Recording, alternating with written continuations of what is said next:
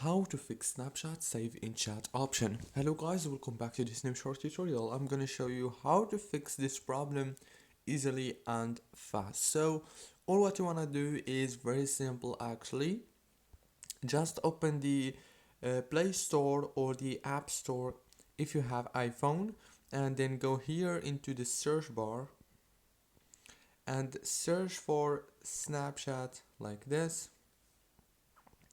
Now right here, all what you want to do is click on update option that you will find right here, exactly right here. When you click on update, your Snapchat is gonna be updated and the problem is gonna be fixed. So that's it, very easy and simple as you can see.